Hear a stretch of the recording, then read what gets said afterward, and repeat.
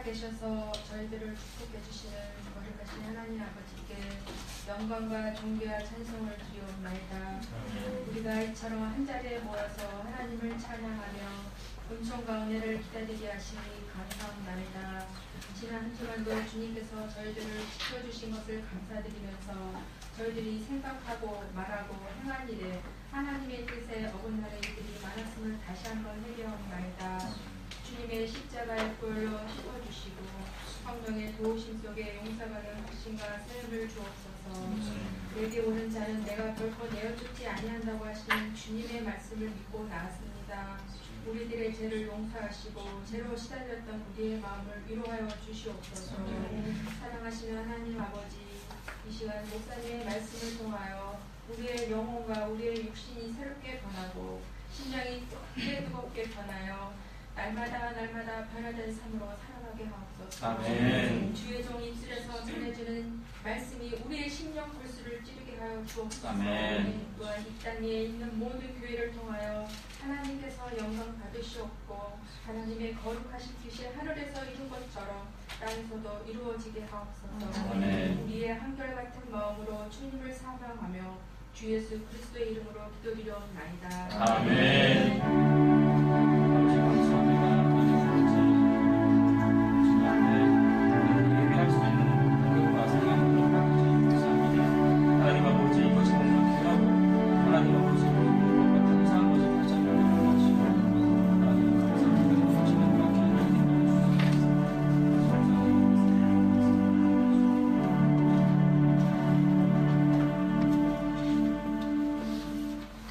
함께 나누신 말씀은 시편 119편 65절에서 72절까지입니다.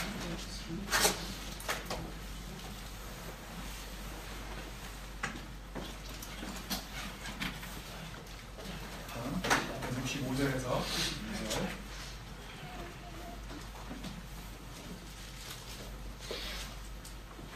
제가 읽습니다. 여호와여, 주의 말씀대로 주의 종을 선대하셨나이다. 내가 주의 계명들을 믿었사오니 좋은 명철과 지식을 내게 가르치소서. 고난당하기 전에는 내가 그를 행하였더니 이제는 주의 말씀을 지키나이다. 주는 선하사 선을 행하시오니 주의 율례들로 나를 가르치소서. 교만한 자들이 거짓을 지어 나를 치려하였으나 나는 전심으로 주의 법도들을 지키리이다. 그들의 마음은 살쪄서 기름덩이 같으나 나는 주의 법을 즐거워하나이다. 고난당한 것이 내게 유익이라 이로 말미암아 내가 주의 율례들을 배우게 되었나이다. 함께요. 주의 입의 법이 내게는 천천 금보다 좋으니이다. 아멘. 아멘. 같이 주님 사랑하는 마음, 그 마음 동일한 마음으로 같이 인사 나누실까요? 저희 이름으로 사랑합니다.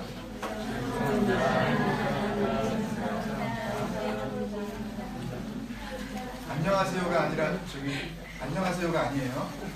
그거는 만났을 때 하시고 지금은 제 이름으로 사랑합니다. 나를 살아나게 하소서 17번째 시간입니다. 주제 말씀이 36절, 37절이었습니다. 다 잘 아시죠? 뭐였죠? 내 마음을 주의 슬거들에게 향하게 하시고 탐욕으로 향하지 말게 하소서. 내 눈을 돌이켜 허탄한 것을 보지 말게 하시고 주의께서 나를 사랑하게 하소서. 늘 깊이 묵상하시면서 말씀이 우리 안에서 역동적으로 이렇게 역사하실 수 있도록 이렇게 여러분들이 마음을 내어드리는 그런 복된 삶 사시기를 주님의 이름으로 축원합니다. 아멘. 시편 119편을 대하면서 말씀의 소중함, 또 말씀의 능력, 또 말씀의 가치, 또 말씀과 나의 관계, 이 모든 것들을 우리가 아주 구체적으로 또 폭넓게 다양한 시각을 가지고 만날 수 있게 된 것은 정말 큰 복입니다. 아멘. 잘 모르시겠죠? 이게 정말 수지 맞은 겁니다. 이게 애들도 몰라요. 수지 받았다는 거. 수지는 내 친구 있는데. 수지? 오늘 집사님 이름도 그런데. 그분은 이름부터 수지 받으셨나요? 이름대로 될 줄로 믿습니다. 아, 네. 그분은 좋겠네. 말씀이 얼마나 복된 것인지 몰라요. 근본적으로 이거를 다 고쳐주십니다. 근본적으로.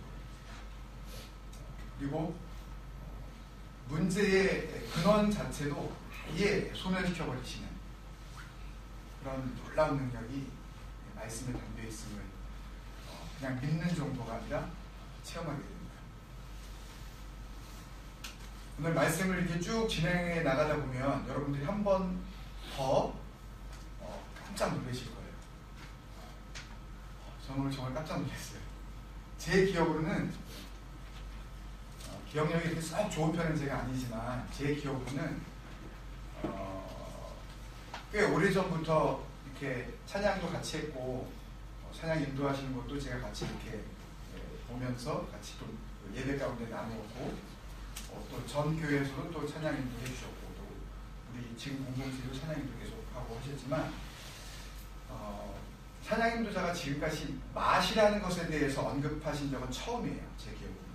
제 기억으로는 틀릴 수 있다는 걸 전제하고 제 기억이 좋지 않다는 것도 좀 이해해 주시고 근데 제 기억으로는 처음이에요. 그런데 오늘 말씀을 진행하다 보면 어떤 말씀 우리가 목격하고 그 말씀 앞에 우리가 세워지게 되는데 맛에 대한 이야기를 오늘 해야 돼요. 오늘 아무리 읽어도 맛에 대한 얘기가 없는데 어디서 이게 맛이 나온다는 얘기일까? 그리고 오늘 결론은 찬양을 통해서 이미 다 주어졌어요. 그래서 저는 또 한 번 감사합니다. 제 부족함을 아시고 찬양을 통해서 혹시 닫혀진 심령이 있었다면 열어주셨을 줄입니다. 그리고 이미 하나님 앞에서 한 주간 동안 또 어저께 늦게 끝나셨죠. 네, 그렇게 또 버닝 하트로 뜨거워졌었던 그런 마음들로 하늘을 향하여 활짝 열려져 있었던 분들은 거기다 아예 그냥 성령의 기름을 붓는 아멘이십니까? 네, 기름 부으시면 그렇게 나타나는 거예요. 기름을 부어버리면 어떻게 돼요? 불 붙은 데다가 말 그대로 불에다가 기름 부는 아주 뭐 폭발적으로 익스플로이션 되는 거죠. 안에서 터져버리는 겁니다. 놀라운 능력이 나타나는 겁니다. 나의 모든 옛사람들은 그 불에다 다 없어지고 주님께서 그토록 기대하셨던 진정한 새 사람 그런 새로운 피조물로 다 태워줄 줄로 믿습니다. 아멘. 그렇게 이미 찬양 가운데 여러분들 은혜를 받으실 줄로 믿기 때문에 너무너무 감사한 거예요. 그래서 오늘 다시 한번 말씀을 통해서 찬양을 통해서 주신 그 은혜가 다시 한번 되새겨진 그 은혜를 통해서 우리에게 주시는 갑절의 영감이 있을 줄로 믿습니다. 아멘. 오늘 나를 살아나게 하소서 17번째 시간의 부제목을 이렇게 정했습니다. 같이 한번 읽어보실까요? 맨 위에 시작. 말씀에 민감할 때 나에게 일어나는 일. 한 번 더. 말씀에 민감할 때 나에게 일어나는 일. 답은 투비가 아니라 토부의 삶을 살게 됩니다. 토부. 같이 해보실까요? 토부의 삶을 살게 됩니다. 시작. 토부의 삶을 살게 됩니다. 토부는 또 어디에 있는데 갑자기 이걸 갖다가 끄집어냈습니까? 또 민감하다는 것은 또 어디에 있길래 이 시편 9번째 단락인데요. 이 단락을 통해서 이런 구체적인 제목이 나오게 되었던 것인가 궁금할 수 있지만 그냥 극명하게 드러납니다. 먼저 전체적인 그 내용을 보면 느낌상 우리의 눈길을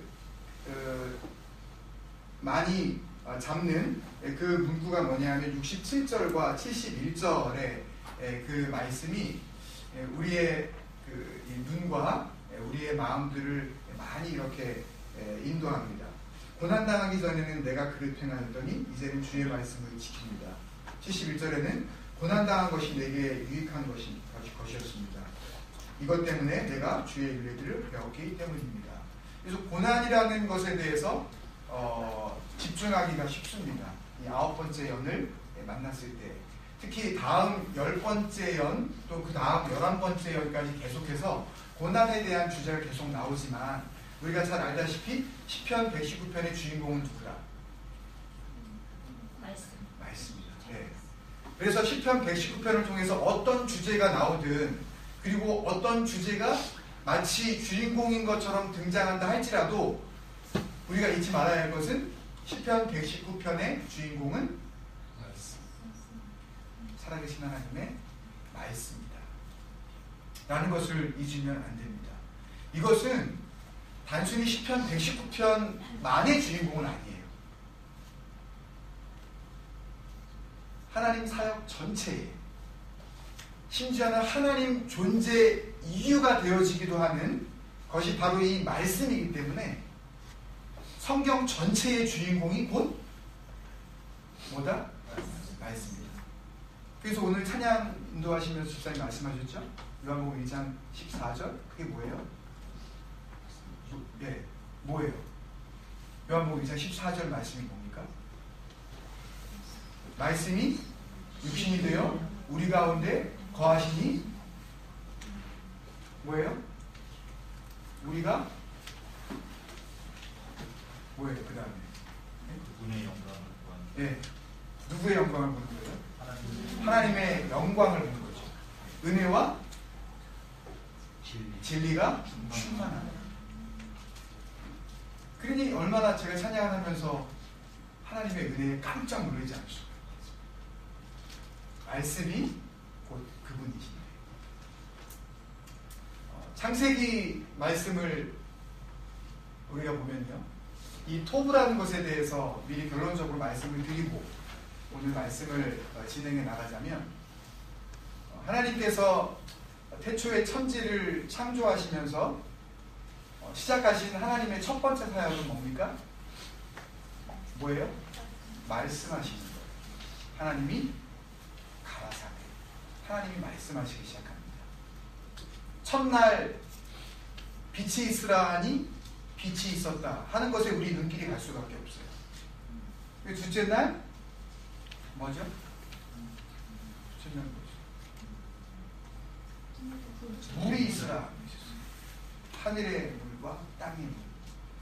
또 물은 모여라. 셋째 날 묻이 있으라. 이렇게 말씀하시면서 하나님이 가라사대라는 말씀과 이 대꾸를 이루는 금요기도를 통해서 이렇게 많은 그런 깨달음이 있었던 바로 키아즘 스트럭처의 만약에 금요기도에 못 드신 분들은 금요기도회를 좀 빨리빨리 좀 영상을 올려주시고, 그래서 빨리 업투데이트 될 수 있도록 그렇게 해주시면 감사하지만 또 상황이 있기 때문에 압니다.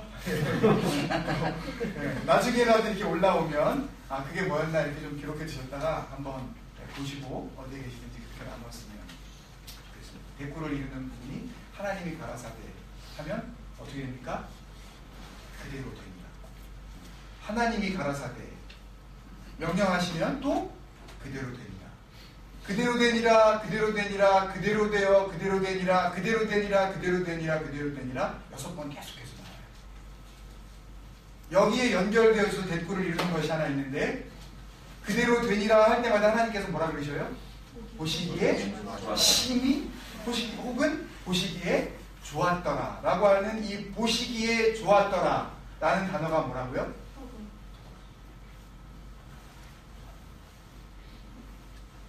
보시기에 좋았던 것. 누가? 하나님이 보시기에 좋은 것은 다 토부예요. 하나님이 보시기에 좋아야 좋은 거고, 하나님이 보시기에 좋지 않은 것을 내가 좋다 하더라도 이거는 아니에요. 토부는 아니에요. 근데 토부는 어떻게 된다고요? 말씀했을 때 어떻게 해요? 말씀하신 대로 그대로 되는 것. 말씀하셨을 때에 그 말씀대로 이루어지는 것. 말씀을 하셨다면 우리에게 적용하자면, 이 토부를 우리에게 적용하자면, 하나님은 말씀하시고 우리는 뭐라는 거예요? 우리는 순종하는 거예요. 그대로 살아가는 거예요. 그래서 이걸 적고 났더니 마음속에 저에게 주시는 또 은혜가 뭐냐 하면, 토부의 삶은 투비의 삶. 토부의 삶은 하나님께서 원하시는 그 아름다운 삶은, 보시기에 좋은 그 삶은 투해브의 삶이 아닙니다. 뭘 가졌느냐, 뭘 소유했느냐, 뭘 획득했느냐, 또 두의 삶도 아니에요. 뭘 했느냐, 뭘 이루었느냐, 너희가 얼마나 크게 지었느냐, 이런 거 가지고 하나님께서 토부라고 하지 않으셔요. 하나님은 to be, 과연 너는 누구냐? 너는 내 앞에서 누구냐? 너는 나에게 있어서 도대체 어떤 존재이냐? 존재의 이유를 물으시는 거예요. 왜 사냐? 너는 왜 그렇게 살고 있느냐? 그 질문 앞에 하나님이 기대하시는 말씀대로 순종하는 삶을 살아가는 그 삶, 그 삶은 곧 투비의 삶이며 토부의 삶이기에 하나님이 보시기에 좋은 삶인 줄로 적고 있습니다. 아멘. 이게 말씀의 결론이에요. 이게 답니다. 이것을 오늘 시편 119편 이 17번째 시간 65절로 72절 이 9번째 단락을 통해서 우리가 잠시 살펴보고자 해요. 되도록이면 좀 간단하게 좀 짚고 넘어갔으면 좋겠습니다. 오늘 저녁인가요? 로저 페더러와 영국의 자존심 앤디 머레이가 영국 테니스 역사상 73년인가요? 하여튼 뭐 너무너무 오랜 세월 거의 기억나지도 않을 정도로 경기를 합니다. 그걸 얘기하려고 하는 건 아니고요. 로저 페데로 vs 앤디 머레이 vs 얘기하려고. 로저 페데로 대 앤디 머레이 싸움이 있다면 우리의 삶 가운데 테니스와 전혀 상관없습니다. 이건 잊어주시고 우리의 삶 가운데도 양쪽 길로 갈라지는 그런 대적적인 삶이 존재한다는 것을 이 말씀을 통해서 우리가 확인해 보면서 나는 과연 주님 앞에 토부인가 아니면 주님 앞에 토부가 아닌가, 나는 하나님 앞에 정말 to be인가, 내 존재 자체가 내 살아 숨쉬는 모든 것이 하나님이 보시기에 정말 기쁘신 그런 삶인가, 나를 보시고 하나님이 기뻐하실 만한 그런 사람인가, 아니면 하나님께서 나를 보시고 한숨밖에 안 나오는 그런 인생인가, 이걸 한번 우리가 말씀을 통해서 주시는 분명한 이 구분들을 한번 우리가 살펴보고자 합니다. 첫 번째 넘겨주시죠. 70절에 보면 이런 말씀이 나옵니다. 그들의 마음은 살쪄서 기름덩이 같으나 Their hearts are callous. 발음이 좀 그렇다도 이해하십시오. 저로서는 최선을 다하는 겁니다. Callous and unfeeling. Callous가 무슨 뜻이에요, 여러분? 네? Callous. What does the callous mean? 네? Callous. Hard. Hard. 예. 딱딱한 겁니다. 그런 걸 캘로우스라 그래요. 무딘 거예요. 예를 들어서 내 손에 못이 박혔어. 뭐 청소 아니 뭐 망치질. 예를 들면 이거를 너무 열심히 손바닥만 보면 다 손에 뭐가 박혀요? 못이 박혔다 그랬죠. 이것도 캘로우스입니다. 딱딱한 거. 별로 바늘을 찔러도 감각이 없을 정도로 완전히 굳어진 상태. 아주 두꺼워요. 이거 한국말로 뭐라 그러죠? 이거? 철면피. 하나님의 말씀을 하는데도 무감각한 거예요. 하나님의 전달해 주는데도 불구하고 그 말씀 앞에서 너는 외쳐라. 나하고는 전혀 상관없는. 그런 근거 없는 얘기는 아무리 나에게 한다 한들 요식도 완악한 마음. 주님께서 이것을 뭐라 그러셨어요? 양심에 뭐 맞은 자? 화인 맞은 자. 불화자에다가 도장인 자. 마음에다가 불로 도장을 찍어버린 거예요. 옛날 노예들이나 아니면은 소나 양들 이 구분을 하기 위해서 이게 누구 소냐 이런 가축하기 위해서 엉덩이나 이런 데다가 이렇게 지지죠, 불로. 얼마나 아프겠습니까? 그 지져진 부분을 통해서 마크는 되지만 그 부분은 감각이 없어진 거예요. 그렇게 무뎌진 상태. 그게 바로 뭐라고요? 마음이 살쪄 있는 거예요. 피둥피둥 살쪄 있는 거예요. 마음이 기름진 거예요. 반대의 말이 뭐겠습니까, 여러분? 주님께서 첫 설교를 산에 오르셔서 말씀하시면서 너희들 진짜 복 있는 자가 누군지는 아니? 누가 천국을 소유하며 누가 천국에 들어갈 줄이냐 알기나 하니? 누가 하나님 앞에서 나중에 상 받을 자인지 알기나 하니? 그 첫 마디를 뭐라 그러셔요? 심령이 인간한 거예요. 가난한 사람한테 한번 무슨 얘기를 해보세요. 뭔 얘기를 하더라도 얼마나 가슴이 얼마나 그 반응이 민감한지요. 뭐 말을 못해요. 무슨 말을 했다가는. 근데 주님께서 원하시는 것은 정말로 그렇게 심령이 시편 51편에 밧세바와 범죄한 다윗이 주님 앞에 뭐라고 고백하기 시작합니까? 17절에 내가 알았습니다. 주님.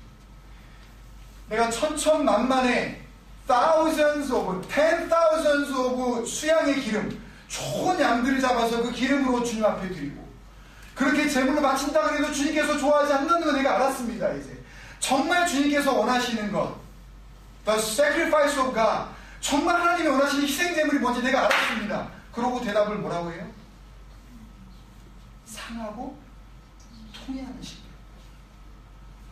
상하고 통회하는 심령. 뭐예요? broken and contrite. 상하고 자복하는. 주님! 제가 지난주에도 또 잘못했습니다. 정말 그 길로 안 가보려고 했는데요. 고의적으로 하는 거 말고요. 알면서도 일부러 그런 짓 하는 거 말고요. 말씀대로 살아보려고 그렇게 내가 몸부림을 주님 앞에 쳤는데도 불구하고 주님, 내가 또 이랬습니다. 정말 주님 앞에 진심으로 자복하는 마음이 있으십니까, 여러분, 이 시간에? 딱 갈린다니까요, 여러분. 중간지대가 없어요, 성경에는. 요쪽도 조금 걸치고 켈로스 하면서 콘트라이트 하든지 아니면 브로큰 되면서 언필링가 이게 없다니까요, 성경에는요. 딱 이쪽이든지 아니면 딱 이쪽이든지 한 가지 길밖에 없습니다, 여러분. 나는 어디에 있습니까? 나는 켈로스 앤 언필링한 하나님께서 아무리 그 마음을 갖다가 깨워보려고 하더라도 그 마음이 깨어나지 않는 완전히 잠들어버린 그런 영혼입니까? 아니면 하나님 앞에서 한없이 상한 마음, 주님 앞에서 늘 가난한 심령. 그래서 주님, 내가 오늘도 또 잘못했습니다. 주님, 오늘 천국의 소망 부르면서 우리의 손은 누구의 손? 예수님의 손. 당신의 얼굴 누구의 얼굴? 주님의 얼굴. 언제가 제 딸이 제 손을 잡으면서 아빠 손이 많이 거칠어졌네요. 우리 아빠 손 착한 일만 하는 손 이러는데요, 제가 고마운 게 아니라 하나님이 저에게 말씀하시는 것 같아요. 착한 일만 해? 정말 착한 일만 해 너? 그 손 가지고 정말 착한 일만 하니? 칭찬하는 게 아니라 하나님께서 저를 찌르시는 것 같아요. 내가 제 딸 앞에서 대답을 못했습니다. 아빠의 손을 존경스럽게 생각하는 그 딸 앞에서 아니야 딸아, 아빠 손 결코 그렇지 않아, 착한 일만 하는 손이 아니란다 아빠 손은, 라고 말을 할 수 없었던 제 마음을 주님은 아시게. 여러분이 정말 착한 일만 하시는 예수님의 손입니까? 여러분의 얼굴이 정말 선한 일만 도모하는 하나님의 얼굴이에요? 근데 왜 그 얼굴을 보면서 내 딸은, 내 아들은, 내 아내는, 내 남편은 왜 주님을 발견하지 못하죠? 왜 하나님을 만나지 못하죠? 사랑하기는커녕 왜 아빠를 미워하고 왜 엄마를 싫어하고 엄마가 입을 열기만 시작하면 왜 마음을 닫아버리죠? 우리 마음이 너무 상처죠. 우리 마음이 무뎌질 대로 무뎌졌어 그래. 하나님께서 말씀하셔서 느낄 수가 없어서 그래요. 하나님께서 원하시는 것은 바로 주님 앞에 깨어진 마음, 주님 앞에 컨트라이트하는 자복하는 심령만 되어진다면 내 손은 예수 그리스도의 손, 내 얼굴은 주님의 얼굴, 분명한 변화가 우리 삶 가운데 구체적으로 나타나주고 있습니다. 아멘. 두 번째, 오늘 65절의 말씀을 보니까요, 여호와의 주의 말씀대로 누구를 선대하셨나이다? 주의 종을 선대하셨나이다. 세상에 사는 모든 사람들은 자기가 인정을 하든 인정하지 않든 무엇인가의 종으로 살아가게 되었습니다. 그런데 성경은 하나님의 말씀을 통해서 우리에게 알려주시는 것은 둘로 나뉘는데요. Slaves of sin, 죄의 노예로 살아가느냐, 아니면 Servants of Lord, 주님의 종으로 살아가느냐. 여러분은 어디에 계십니까? 로마서 6장 16절에 보면 사도 바울은 로마 교회에게 이렇게 권면하고 있습니다. 너희 자신을 종으로 내주어 누구에게 순종하든지 그 순종함을 받는 자의 종이 되는 줄을 너희가 알지 못하느냐. 그래서 나뉘어지는데 혹은 slaves of sin, 죄의 종으로, 결과가 뭐예요?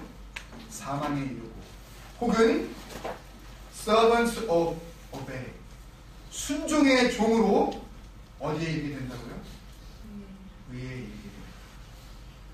그리스도와 함께 참여한 자가 되게 되어지는 그런 은혜를 얻게 되어지는 것입니다.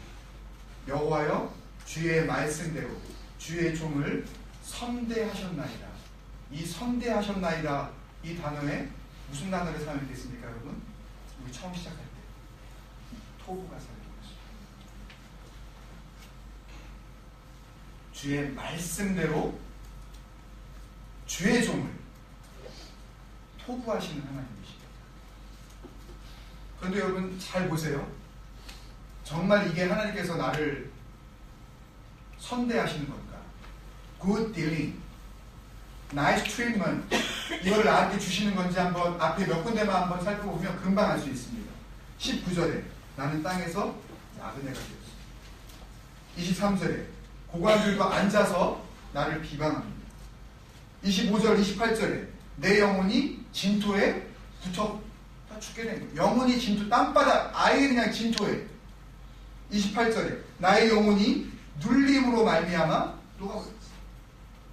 53절에 더 지나서 누구 때문에 막 분노하게 됩니까? 주의 율법을 버렸어요. 그 악한 자들 때문에 내가 막 그렇게 고통을 받고 분노에 사로잡혀요. 61절에 악인들의 줄이 나를 얽혔나. 선대예요, 이게요? 이게 토부처럼 보이십니까, 여러분? 전혀 토부스럽지 않잖아요, 우리가 보기에. 그런데 주의 종에게 주시는 하나님의 진정한 토부인 줄로 믿습니다. 하나님께서 그렇게 토부하지 않으셨다면 바로 이 시편 119편에 기록하고 있는 이 시인은 진정한 토부의 삶을 살 수가 없었다는 것을 자신이 고백하고 있을 뿐만 아니라 본인이 주의 종이 되어질 수도 없었다는 것을 고백하고 있는 것입니다. 주님의 선대하심은 과정 가운데에 우리의 생각과 다르게 나타날 수가 있습니다. 그렇지만 그 과정을 통하여서 우리를 죄의 종이 아닌 주의 종 되게 하시는 그런 하나님의 역사하시는 줄로 믿습니다. 여러분은 주의 아래에 있는 죄의 종입니까? 아니면 주님의 말씀 앞에 순종하는 주의 종입니까? 세 번째입니다. 오늘 66절, 67절에 보니까요. 고난 당하기 전에는 내가 그를 행하였더니 66절 내가 주의 계명들을 믿었사오니,